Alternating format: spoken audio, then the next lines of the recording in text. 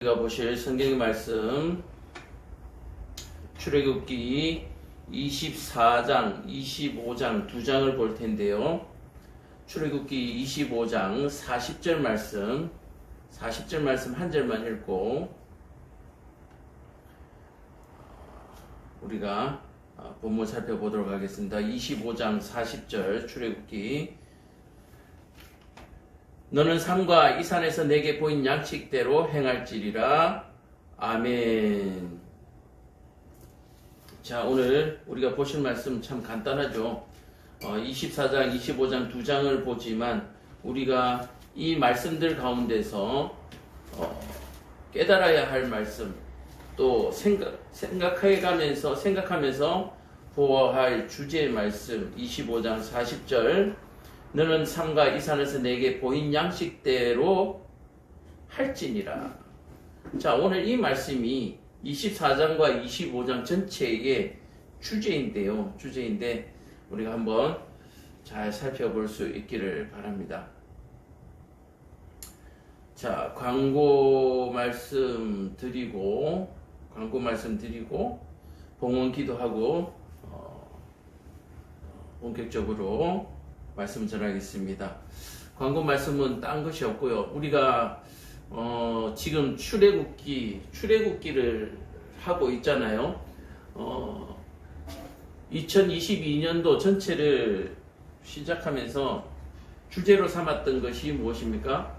구약을 관통하면서 예수님께서 이 땅에 오셔야 했던 이유를 우리가 찾아보자라는 이래서 올 수밖에 없었구나. 이걸 지금 찾아보자. 그리고 이래서 올 수밖에 없었구나. 그리고 또 뭡니까? 나 때문에 오셨구나. 그것을 우리가 한번 느껴보자고 하는 것이거든요. 코로나 시절을 우리가 이렇게 가면서 광고를 할 것이 없습니다. 주의사항이죠. 코로나 바이러스를 하고 또 원숭이 두창, 천연두가 또 그렇게 또 세계를 위협하고 있습니다. 제가 출애굽기 얘기를 꺼냈던 이유가 설교가 아니고요. 출애굽기 안에 우리가 있었던 유월절 사건을 기억하자라고 얘기하는 거예요. 유월절 사건에서 우리가 눈으로 직접 봤던 것이 뭡니까? 하나님의 백성들의 집을 뛰어넘는.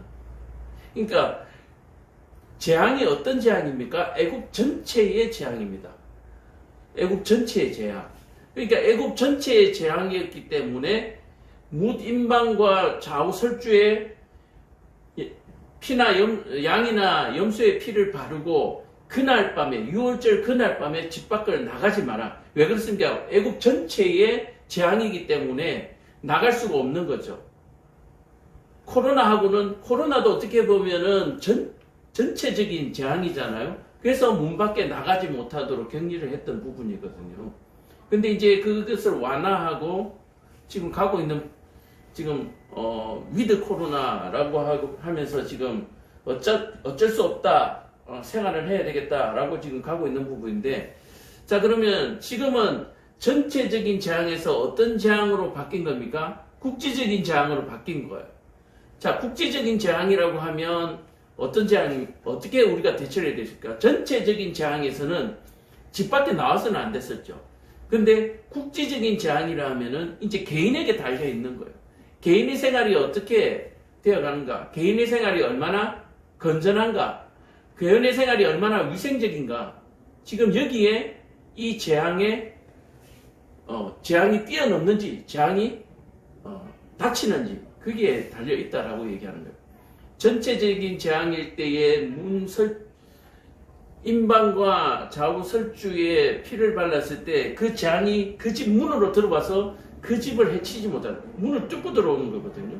그래서 임방과 설주에다가 피를 발라서 하나님의 백성이라는, 하나님의 백성의 집이라는 표시를 했습니다. 그래서 여호와의 사자가 재앙을 세상에 뿌리는데 그 집을 뛰어넘어갔어요. 그 집을 문을 뚫고 들어오지 못했어요. 왜? 하나님께서 이 집은 가지 말라라고 명령하셨기 때문에. 자, 그러면 이제 국지적인 부분으로서 그럼 우리의 집에는 인방과 설주가 있었지만, 자, 이제는 우리의 삶의 인방과 설주에 양의 염소의 피를 바르라는 얘기거든요. 그러니까 삶을 거룩하라는 얘기예요. 생활을 거룩하게 하라. 가야 할 곳과 가지 말아야 할 곳, 그리고 개인 위생 철저히. 이것이 6월절 규례가 우리에게 주는 교훈입니다. 그래서 이 시대를, 지금 이 시간을 살아가는 우리에게 이 출애굽기의 6월절의 지혜만큼 우리에게 확실한 방법은 없습니다. 그 이상의 지혜도 없어요. 백신이나 치료제 다 필요 없어요. 그 이전이 중요하죠. 걸리고 나서는 이미 재앙이 내게 닥쳤다라고 얘기하는 것은 이미 우리가 하나님 앞에 범죄했다는 얘기잖아요. 범죄한 것에 대해서 백신과 치료제로 육신은 치료될지 모르지만 삶과 그 거룩함에, 백성의 거룩함은 이미 잃어버리게 되는 것이다. 그래서 굉장히 중요한 문제입니다. 이것이 그동안에 그냥 대충 예배만 드리고 기도 생활만 하면 뭐 사업도 잘 되게 하고 공부도 잘 되게 하고 대충 그런 복으로 예배 신앙생활 하면서 내가 그리스도인이다, 내가 하나님 백성이다 라고 그렇게 사셨던 분들은 이번 기회에 거듭나시기를, 회개하시기를 부탁드립니다. 지금 경고예요, 경고. 하나님이 우리에게 애굽에 내렸던 그 재앙으로 우리에게 똑같이 말씀하고 계신 거예요. 이스라엘 백성들이 애굽에서 6월절 나와서 광야에서, 그 다음 뭡니까? 위드 코로나잖아요. 광야에서 위드 코로나 한 거잖아요.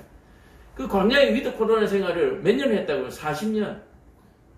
그럼 지금 우리 위드 코로나 이제 뭐 1년도 채 안 됐죠. 이제 아직까지도 이제 위드 코로나를 가느냐 마느냐 지금 그 경계에서 서로 막 책임을 안 지기 위해서 지금 이렇게 하고 있는데 이미 우리는 광야 생활로 들어온 거예요. 6월절을 지나서 이제 광야에 들어갔어요.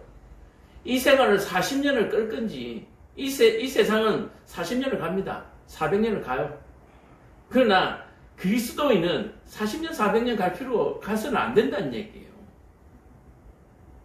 왜? 이미 광야에서 40년의 경험을 했는데 또 40년의 경험을 하시려고 그렇게 해요. 하나님이 이미 광야의 지혜를 우리에게 벌써 경험을 주셨잖아요. 위드 코로나 들어갔습니다. 광야로 나왔습니다. 이제 삶으로서 하나님 앞에 거룩함을 드려야 되고, 이런 시기에 우리가 출애굽기를 지금 설교하면서 공부하면서 나갈 수 있다는 것은 하나님의 크신 은혜죠. 그것을 꼭 기억하시고 삶을 거룩하게 하나님 백성답게 모범을 보여서 그 모범을 보이는 대로 따라올 수 있게 바랍니다. 모세가 지금 앞장서서 나가는 것처럼 우리 모두가 모세가 되어서 앞장서서 나가야 돼요. 모세가 하나님을 경외하고 모세가 하나님을 섬기고 하나님 앞에 예배드리는 모습을 이스라엘 백성들이 보고 그대로 모세가 하는 말을 그대로 지금 그렇게 이스라엘 백성들이 따라오고 있잖아요. 지금 교회가 그렇게 돼야 됩니다. 교회가 모세가 돼야 됩니다. 성도 한 사람 한 사람이 모세가 돼야 돼요. 지금 그걸 지금 가르치고 있잖아요. 말씀 집중하시고 또 주간에 성경 66권 다 읽으려고 1년에 100독 200독 하려고 하실 분은 하시고요. 출애굽기만이라도 몇 독을 하시든지 아니면 한 번 정독을 하시든지 지혜를 얻으셔서 뭐가 복입니까? 이 재앙을 뛰어넘는 것이 복이죠. 그리고 하나님의 백성이라고 딱 인칭을 받는 게 그게 복이죠. 뭐가 복이에요? 돈 많이 버는 거요? 맛있는 거 좀 많이 먹는 거요? 하나님의 말씀을 떠나면요, 행복도 없고 기쁨도 없어요. 행복도 없고 기쁨도 없어요. 이스라엘 백성들 보세요. 광야에서 매 싸우잖아요. 파하고 마늘 좀 달라, 물을 달라, 고기를 달라. 하나님의 말씀이 없으면, 기쁨이 없으면, 감사가 없으면 매 싸우는 거예요. 늘 원망과 불평밖에 없는 거예요. 짜증밖에 안 나는 거예요.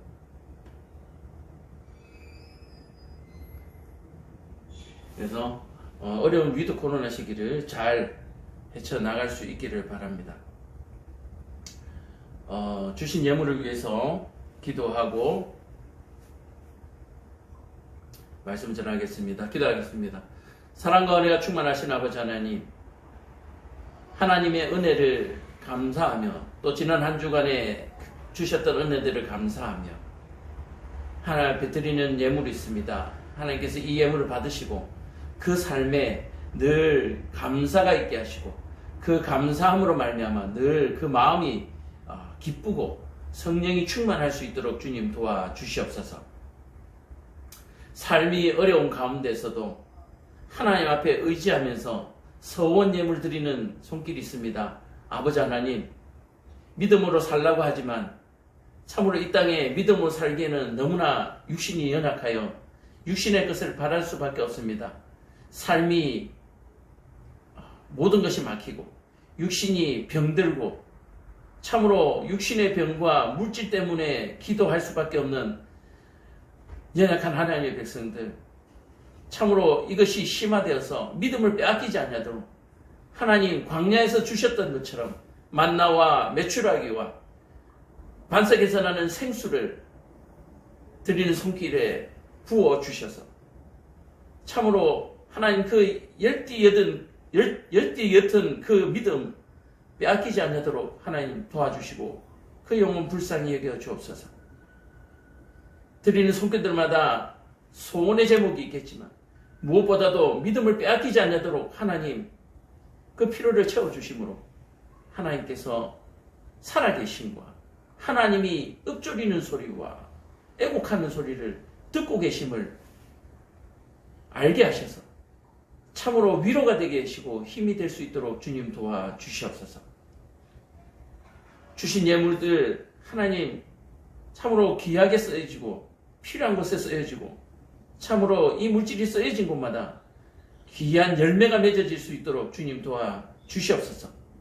교회가 기도하고 또 전도하는 영혼들이 있습니다. 아버지 하나님 함께 예배하며 하나님의 나라를 위하여 동력할 수 있도록 주님 도와주시옵소서. 예수님 이름 받들어 기도합니다. 아멘. 자, 말씀을 본격적으로 시작하겠습니다. 사실 그렇죠. 하다 보니까 그렇게 될 수밖에 없네요. 광고하고 헌금기도 하다 보니까 본문 내용이 그냥 다 나와버렸어요. 다 나와버렸는데 그래도 말씀을 보면서 말씀이 어떻게 세상과 적용되는가를 알아야죠. 그냥 막 지나게나 좋은 게 좋은 거고 좋은 말이 좋은 말이고 감동이 있으면 좋은 말이고 그게 하나님 말씀이 아니에요. 그냥 마음이 좋으니까 하나님 말씀이고 하나님 말씀은 분명히 메시지가 있습니다. 메시지가. 하나님의 백성들에게는 사명의 메시지가 그 속에 들어있고요. 하나님을 모르는 사람들에게는 하나님이 살아계신 증거가 그 메시지 속에 들어있어요. 그냥 듣고 좋네요. 은혜가 되네요. 그렇게 값없이 흘려보내지 마시기를 바랍니다. 자, 오늘 말씀의 제목은 여호와를 무엇으로 어떻게 섬길까? 오늘하고 수요일 이틀을 거쳐서 말씀을 증거하도록 하겠습니다. 여호와를 무엇으로 어떻게 섬길까? 늘 고민이죠. 이미 답을 내리신 분들도 있겠지만 그 답이 틀렸을 수도 있습니다. 나는 이거야. 저는 아직도 고민합니다. 목사가 내가 목사로서 어떻게 섬길까? 말씀을 섬길까? 저는 지금도 고민해요. 이게 맞나? 이미 결정을 내리신 분들, 이미 그 길을 가고 계신 분들도 돌다리도 두들겨 보고 건너라고 두들겨 보고 가시기를 바랍니다. 두드리면서 가시기를 바랍니다. 그 길이 맞더라도 두들기면서 가야 되는 거예요. 두들기면서. 무엇으로는 99.9% 갔을 수도 있습니다. 어떻게는 방법이 다양한 거예요. 어떻게는. 목사라고 다 말씀만 증거하고 그거 아니잖아요. 집사라고 권사라고 장로라고 다 교회에 물질을 헌금하고 봉사하고 그거 아니잖아요. 무엇으로는 이미 정해졌을 수 있습니다. 또는 그것으로 믿고 가기 때문에 또 그것처럼 여겨질 수도 있습니다. 그러나 어떻게는 매 순간마다, 매 상황마다 유기적으로 이렇게 변화하고 변신하고 또 발전하면서 그렇게 나아가야 될 줄로 믿습니다. 자, 오늘 말씀이 쉬워요. 말씀이 쉬워서 쭉 읽으면서 가시면은 은혜가 될 것 같습니다. 자, 24장 1절부터 읽겠습니다. 또 모세에게 이르시되 너는 아론과 나답과 아비후와 이스라엘 자손 장로 70명과 함께 여호와께로 올라와서 멀리서 경배하고 너 모세만 여호와께 가까이 나오고 그들을 가까이 나오지 말며 백성은 너와 함께 올라오지 말지니라. 모세가 와서 여호와의 모든 말씀과 그의 모든 율례를 백성에게 전하며 그들이 한 소리로 응답하여 이르되 여호와께서 말씀하신 모든 것을 우리가 준행하리이다. 자, 우리가 무엇으로 어떻게 섬길까? 자, 첫째, 하나님과의 우리가 언약을 맺어야 돼. 그래야 이제 무엇이 시작되고 어떻게가 시작되는 거예요. 그래서 우리는 하나님과 언약을 맺은 사이다. 우리는 하나님과 언약을 맺은 사람이다. 언제요? 이 모세 때부터. 아브라함의 때부터. 자, 구체적으로는 이제 모세 때부터라고 볼 수 있어요. 왜냐하면은 야곱의 허리에서 난 자를 하나님의 언약의 백성으로 삼겠다라고 얘기했는데 야곱의 허리에서 난 자들이 지금 모세와 함께 광야에 있거든요. 그래서 이 모세 때 우리가 개인적으로 직접적으로 각자 그 계약을 상속받았다. 유산을 하나님의 백성의 유산을 우리가 상속받았다 생각하면 되시는 거예요. 그러면 상속받은 사람은 뭘 해야 됩니까? 상속세도 내야 되고요. 그리고 그 상속받은 것을 잘 지켜야 되는 것, 그렇게 연결이 되는 거죠. 그래서 오늘 이 1절에서 3절까지는 내가 상속자다, 상속받았다 라고 하는 부분에 대해서 우리가 정확하게 받아들이고 인지를 해야 된다. 이것을 받아들이는 사람을, 이것이 믿어지는 사람이 누구다고요? 하나님의 백성. 그렇지 않은 사람은 하나님의 백성이 아니게 되는 거죠. 그래서 이것을 하나님께서 마음으로 받는 그 중심을 보시고 하나님은 내 백성인지를 뭐 하겠다? 구별하겠다, 알겠다라고 얘기를 하는 거예요. 내가 받았습니다. 이거 가지고 하나님께서 구별하시는 것이 아니고요. 하나님 중심을 보시기 때문에 진심으로 받는 사람. 그래서 이 아론과 나답과 아비후, 아론의 아들들이거든요. 그리고 이스라엘의 장로 70명이라 하면은 모두를 대표하는 대표들이기 때문에 이들이 인정함으로 말미암아 모두가 그것을 따르도록 인정하는 것으로, 그러니까 여기에 위임장을 써줬다 생각하면 되는 것이죠. 그리고 뭐라고 했습니까? 모두가 그들이 한 목소리로 응답하여 우리가 준행하리이다. 우리가 그렇게 하겠다면서 계약서에 같이 도장을 찍은 거예요. 그러니까 저와 여러분들도 도장을 찍은 상태. 그래서 계약하고 상속을 받았어요. 자, 이 상속을 받았는데 이제 상속세와 그 상속받은 것을 잘 지켜서 불리는 작업들을 해 나가야 된다. 모세가 여호와의 말씀을 기록하고 이른 아침에 일어나 산 아래에 제단을 쌓고 이스라엘 12지파대로 12기둥을 세웠더라. 자, 여기서 기록했다라고 하는 말은 하나님의 말씀을 더하지도 않고 빼지도 않고 그대로 전달한 하나님의 온전한 100% 말씀, 성경은 하나님의 100% 말씀이라는 얘기죠. 기록자가 모세고, 기록자가 요한이고, 기록자가 마가고 마태고, 기록자일 뿐이지 말씀은 누구 말씀요? 하나님의 말씀이라. 여기에는 66명의 소설가가 쓴 소설이 아니고 66명의 기록자가 뭐요? 하나님의 말씀을 기록해서 산 아래에서 읽어주는 바로 그런 기록이다. 이스라엘 자손의 청년들을 보내어 여호와께 소로 번제와 화목제를 드리게 하고 모세가 피를 가지고 바는 여러 양풀을 통해서, 자, 뭡니까? 모세가 이제 내려와서 이스라엘 백성들과 언약을 맺고 난 다음에 그 언약의 퍼포먼스 행위로서 예배를 드리는 모습을 볼 수가 있나요? 소를 가지고 하나님께 소를 예물을 통해서 번제와 화목제를 드림으로 이 모든 계약이 화목하게 평화롭게 성립되었음을 얘기하고 있습니다. 그러니까 하나의 잔치라고 이 예배는 하나의 잔치라고 보시면 돼요. 하나님과 이스라엘 백성 전체에 하나님이 강제로 억지로 목을 졸라가지고 또는 옆에 흉기나 칼을 들고 자 계약서에 도장 찍어 강제 계약이 아니고요. 화목하고 평화로운 가운데 자발적인 그리고 아주 자발적이면서도 정말 감사하고 기뻐함으로 계약을 하시는 하나님께 예배드리는, 다시 말해서 잔치를 벌이는, 계약이 성립되었음을 잔치를 벌이는 것입니다. 피를 뿌리는 행위 또한 바로 전체 모든 사람들에게 피를 뿌림으로 말미암아서 계약이 각자에게 다 그 책임이 부여된다.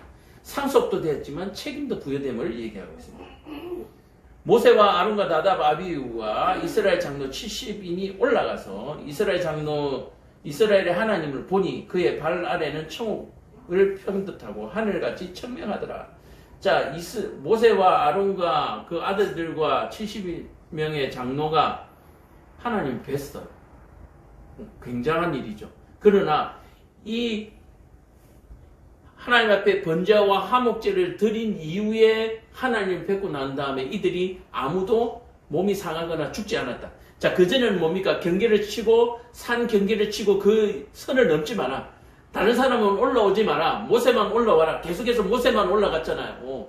그런데 지금 이 번제와 화목제를 드리고 이 계약이 성립하고 난 다음에 아론과 아론의 아들들과 70명의 장로들이 하나님을 뵀는데 아무도 죽은 사람이 없다. 이 계약이 굉장히 화목하고 평화롭고 원만하게 성립된 것을 우리가 이 장면을 통해서 볼 수가 있는 거죠. 그래서 이 계약은 불법 계약이 아니라 평화 조약이다 라고 볼 수가 있는 거죠. 행복 계약이죠. 평화 계약이 아니라 하나님과 모든 대적 관계가 아니니까 행복 계약.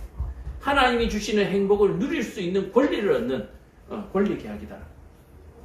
자, 그리고 시내산에서 40일 동안 모세가 하나님께 말씀을 받는 장면을 보여주고 있습니다.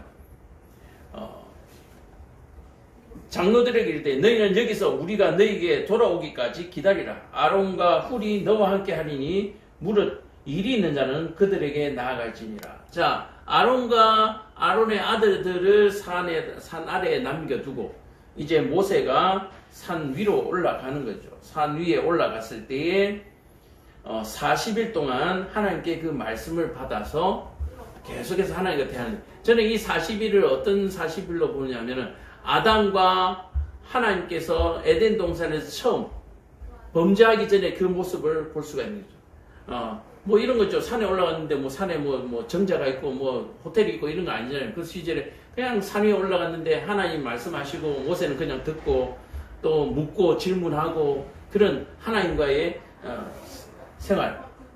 에덴 동산과 같지는 않았지만 이 모세에게는 이 40일간의 이 구름 속에 쌓여진 하나님과의 만남은 바로 그런 모습이었죠.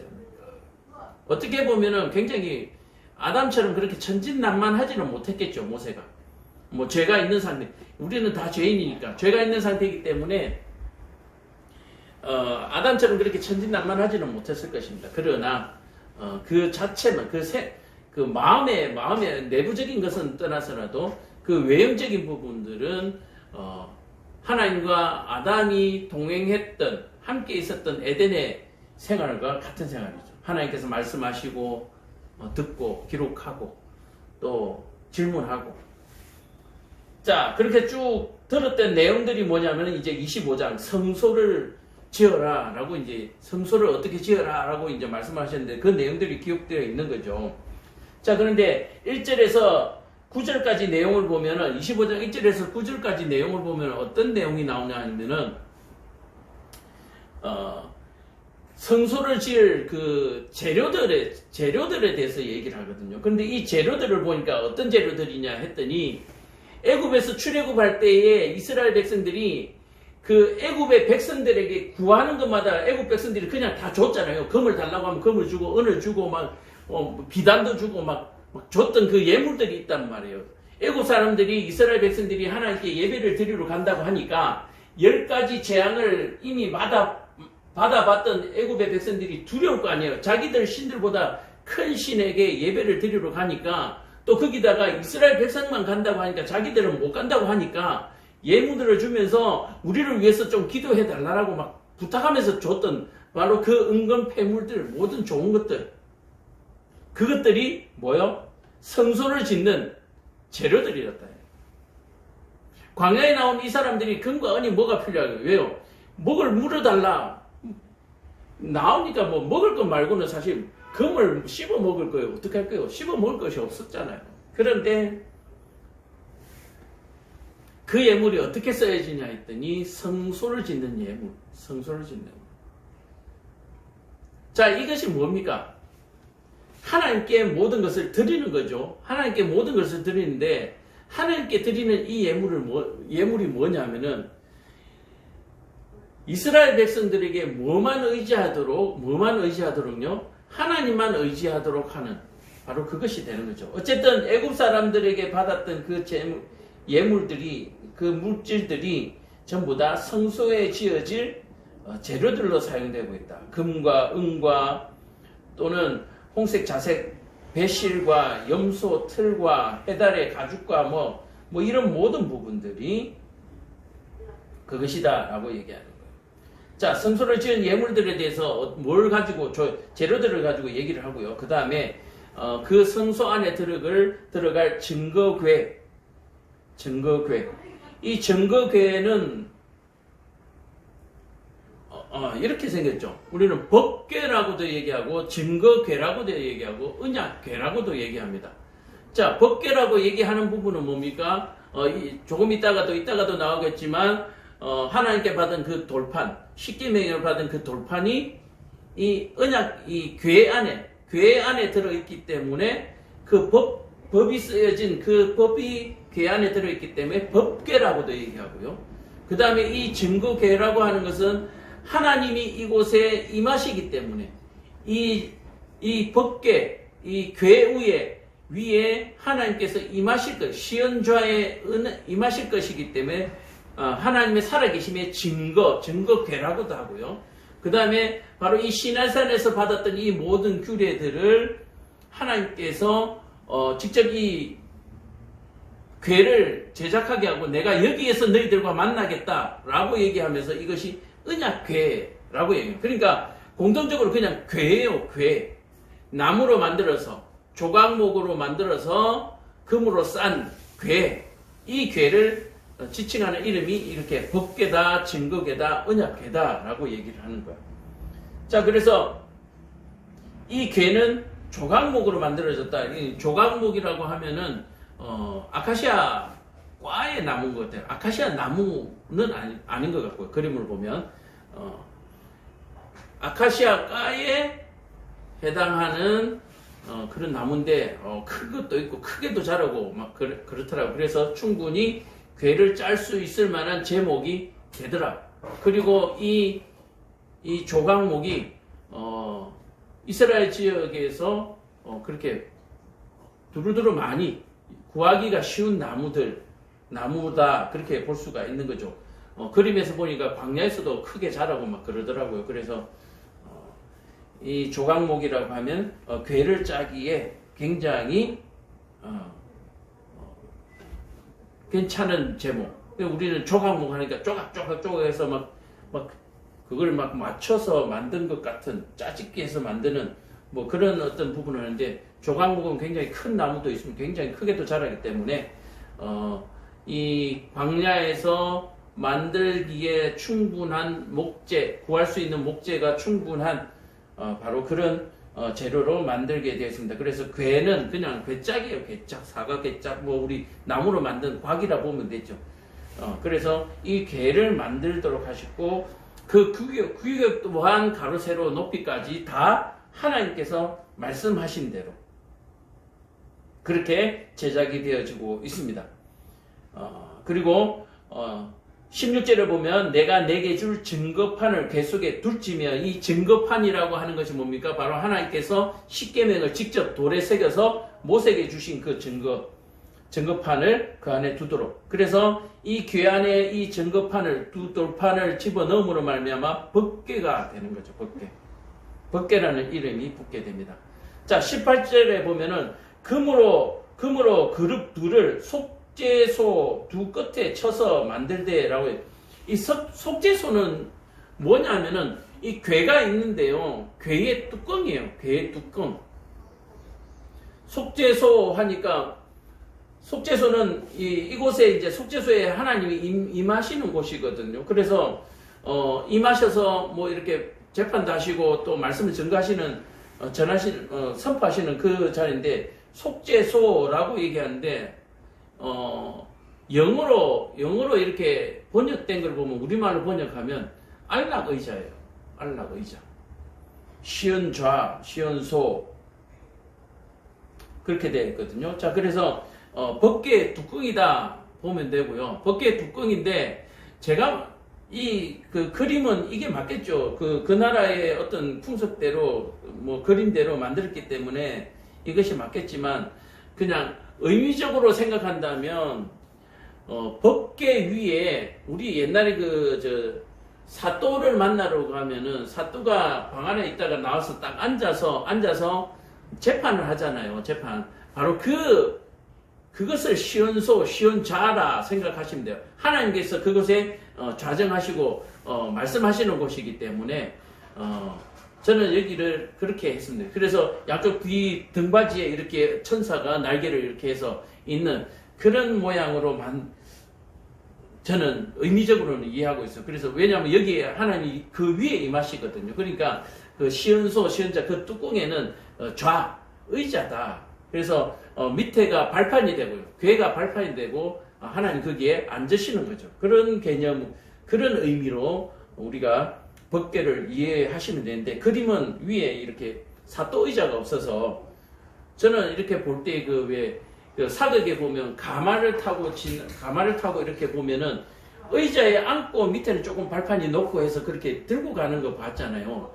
그게 어떻게 보면은 법궤를 지금 설명하고 있는 전체적인 내용에서 오히려 그것이 그림이 훨씬 더 맞다라고 생각해요. 근데 만들어진 모양은 지금 뭐 이 그림 인터넷에서 나오고 있는 이런 게 맞을 거예요. 왜냐하면 그 나라 문화니까. 우리나라는 또 다르니까. 그런데 의미적으로는 그 양반들이나 그 남자 양반들이 할 때 보면 의자에 앉은 채로 의자 가마 있잖아요. 우리 천하장사 실험할 때 보면은 천하장사 내보다면은 막 타고 가는 그런 개념으로 그렇게 해서 의미적인 모양은 그렇다. 그래서 시은소, 시은좌라고 하면은 영어로 번역된 것에 보면은 안락의자 그렇게 되어 있습니다. 그래서 그렇게 이해를 하시면 됩니다. 그렇게 해서 어떻게 해요? 궤를 만들고 궤 뚜껑도 만들고 그것들을 나무로 만드는데 조각목 만드는데 금으로 다 싸고 또 그것을 들 수 있도록 고리를 해서 또 막대기를 해서 사람이 어깨에 맬 수 있도록 그렇게 만들었다라고 얘기해요. 그리고 진설병이라든지 하나님 앞에 제사 지낼 때에 떡을 굽는데 그 떡을 하나님께 올리는 접시라든지 젓가락, 숟가락부터 시작해서 다 하나님께서 그 모양까지 재료까지 크기까지 다 정해서 우리에게 모세에게 말씀해 주셨다. 그리고 등잔대와 기구들, 등잔들 뭐 이런 모양들도 했는데요. 자, 오늘 말씀의 결론으로 이제 들어간다면 바로 이런 부분들이에요.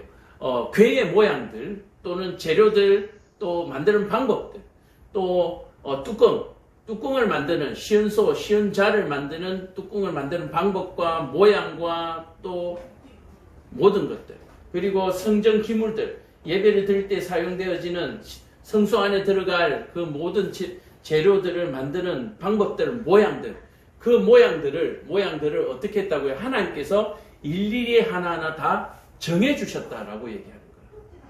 이 정해주신 것에 대해서 총괄적인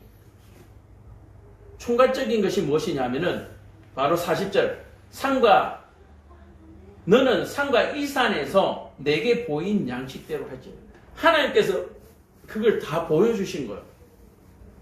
자, 어떻게 보여주셨을까요? 우리 지금 시대처럼 이렇게 모니터를 통해서 그림을 딱 그려서 보여주셨다. 바로 이런 표현이죠. 그런데 그때는 그런 게 없으니까 어떻게 해요? 환상을 통해서 그 그림을 보여주시는 거죠. 자, 그래서 그 그림을 보고 모세는 뭐 했다고요? 기록했다는 거예요. 재밌죠? 저도 꿈속에서 뭔가를 들었을 때 막 기록하려고 하는데 그게 잘 안 되거든요. 옆에 연필을 놓고, 공책을 놓고 뭐 이렇게 해도 잘 그 기억이 100% 잘 안 나와요. 심지어는 성경 구절도 또 나올 때도 있고, 어떨 때는 로또 번호도 막 나올 때도 있는데, 안 적어져요. 안 적어지는데, 어쨌든, 모세는 그렇게 해서 40주 야로.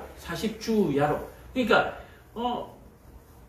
모세가 있었던 그 40일간의 그 시내산 위에, 구름 위에 가려진 그 안은, 에덴 동산과 같기 때문에, 우리가 상상하는 그 이상의 어떤 신비한 것들이 있을 수가 있죠. 어쨌든 그것들을 내게 보여준 양식대로 보여줬기 때문에 그 보인 것을 그림을 그렸든지 글로 그대로 썼겠죠. 지금 우리가 보고 있는 것처럼 그렇게 해서 만들었다라고 얘기를 하는 거예요. 그리고 이 만들어졌던 모양들은 모두 다 하나님께서 정해주셨는데 일일이 꽃 받침대처럼 뭐처럼 다 그죠? 그래서 이 만들어진 모양들을 보면은 하나님께서 창조해 놓으신 창조의 꽃들과 다 동일한 것들이다. 그것들을 세계에서 만들도록 했다라고 얘기를 하는 거예요. 그런데 문제는 뭐예요? 하나님은 그 모양이 없다는 것을 이스라엘 백성들이 다 봤기 때문에 나의 모양에 대해서 만들지 마라 하셨잖아요. 그리고 성전기구들은 만들라고 한 대로만 만들어요. 너희들이 임의대로 함부로 마음대로 만들지 마라. 그러니까 지금 함부로 만든 것들 엄청나게 많잖아요. 함부로 만든 것들. 예수님은 살아계셨으니까 뭐 사람들이 얼굴을 기억하고 그림으로 그리셨을 수도 있습니다. 그러나 그것을 뭐 하지 만들라고요? 조각으로 그림으로 만들지 말라고요. 자, 어쨌든 성전 기물들을 이렇게 다 만들었습니다. 만들어서 하나님이 보여주신 양식대로, 사이즈도 사이즈대로, 너희들이 임의대로 아무것도 만들지 말라. 성막에 있는 모든 것들을 하나님께서 보여주신 대로 만들도록 하셨습니다. 자, 그래서 우리가 오늘 본문의 말씀을 이 24장과 25장을 통해서 우리가 볼 수 있는 하나님을 무엇으로, 어떻게 섬길까 하는 부분.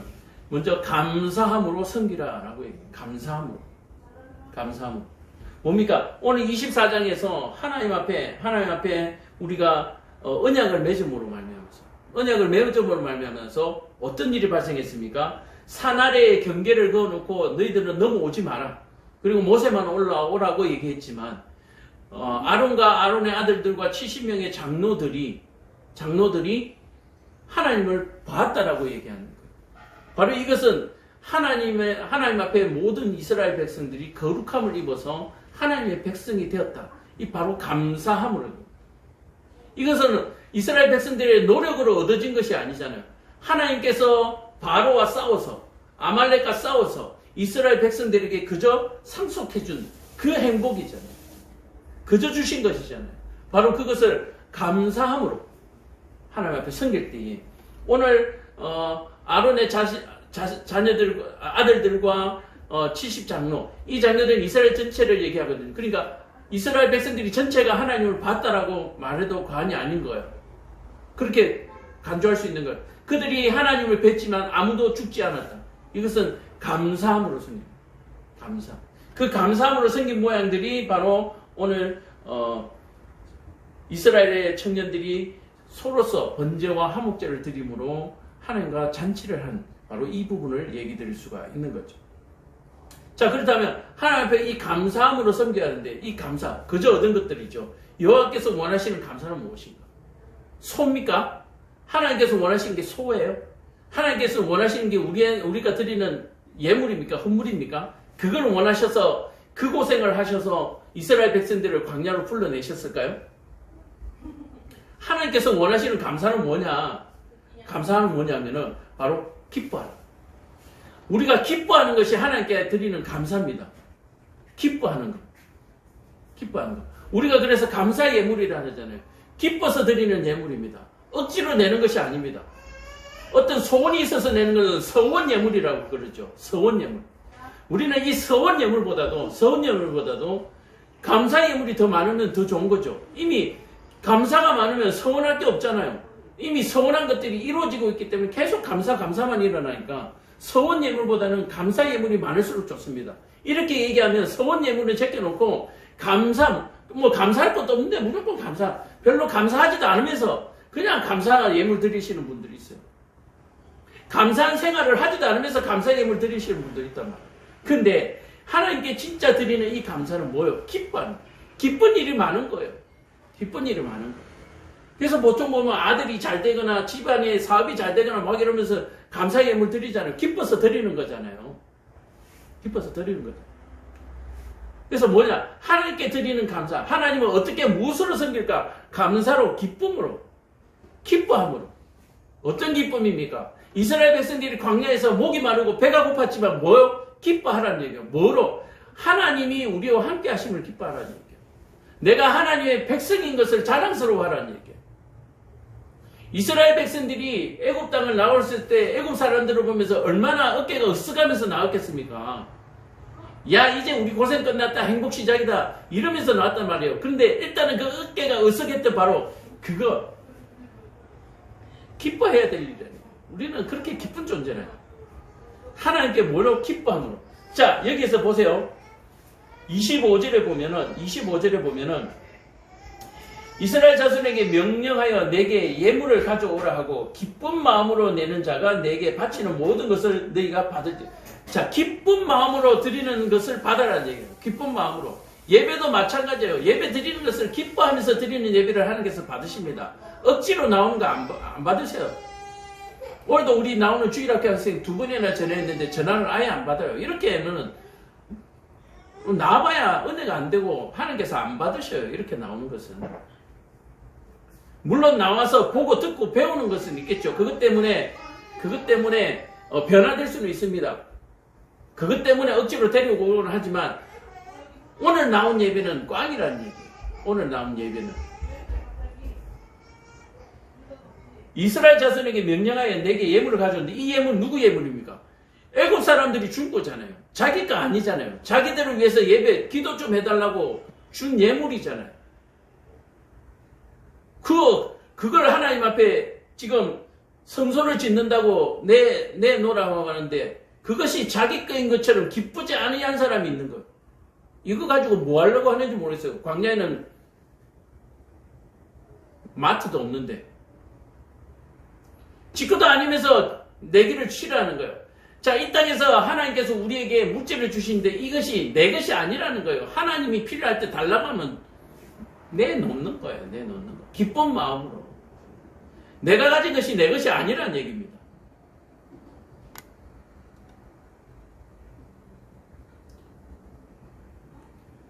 지난번에 말씀드렸지만 제가 이 개척교회를 하면서 가장 기쁜 것이 내 것이 하나도 없다는 얘기예요. 10원짜리 하나도 내 것이 없다는 거예요.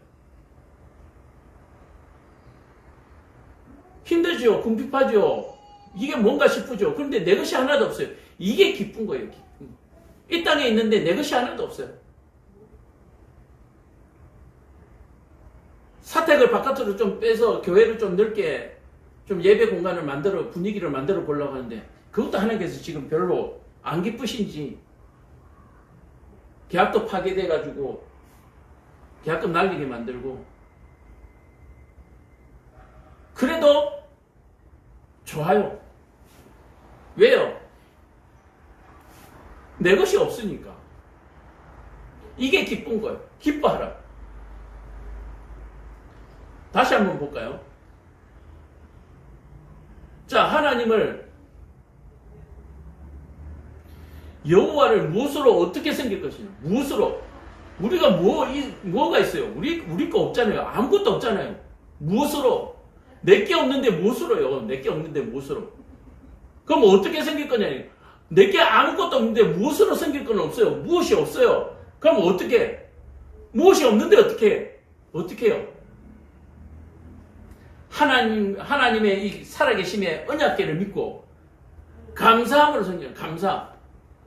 감사는 뭐 없어도 되잖아요. 내가 마음에 정말 우러나면 이 언약궤만 바라보고도 감사할 수 있잖아요. 아, 하나님이 우리의 왕이시구나. 하나님이 나의 모든 것을 책임지시는구나.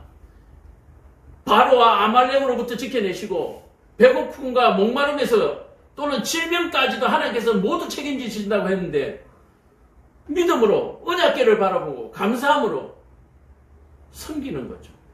섬기는 건 뭔가 그냥 믿어드리는 거예요. 그건 믿는 거예요. 그걸 믿는 겁니다. 그래서 이 감사가 우리에게는 어떻게 나타나요? 어떻게? 기뻐하는. 기뻐하는. 그냥 지금 기쁜 거예요. 지금을 기뻐하는 거예요. 지금을.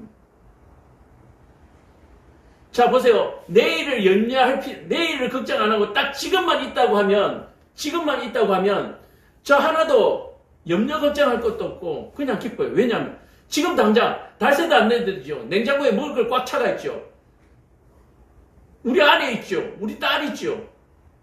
내가 잠잘 곳 있죠. 오늘만 생각하면요. 하나도 슬픈 게 없어요. 하나도 염려도 없고 걱정도 없고요. 지갑에 10,000원짜리 몇 장 들어있고요.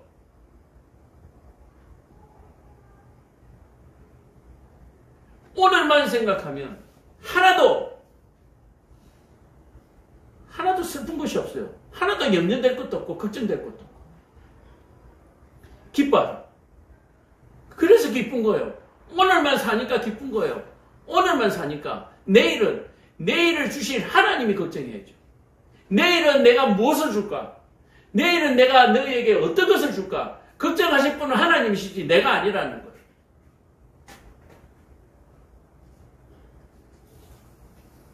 말씀을 정리하겠습니다. 오늘 여호와를 무엇으로 어떻게 섬길 것인가? 무엇이 없는데 뭐예요? 이스라엘 백성들에게 뭐 있었어요? 애굽 사람들이 금은 폐물을 주니까 비로소 있었던 거죠. 무엇? 이스라엘 백성들에게는 무엇이 없습니다. 무엇이 없어요. 그러면 어떻게? 무엇도 없는데 어떻게? 믿고 기뻐하는. 사랑하는 성도 여러분, 어떻게 사는 것이 좋을까? 어떻게 사는 게 잘 사는 것일까? 물어보신다면 믿고 기뻐하시기를 바랍니다. 오늘을 감사하시기를 바랍니다. 내일의 하나님께 맡기시기를 간절히 축원드립니다. 기도하겠습니다. 사랑과 은혜가 충만하신 아버지 하나님, 우리에게 귀한 말씀 주시고 우리에게 귀한 깨달음을 주셔서 우리를 염려와 걱정으로부터 해방시켜 주심을 참으로 감사합니다. 우리가 살아가는 날 동안에 참으로 염려와 걱정과 싸우는 일이 없도록, 혹 싸울 일이 있더라도 승리할 수 있도록 주님 믿음을 주옵소서. 예수님 이름 받들어 기도합니다. 아멘. 자, 찬양하도록 하겠습니다.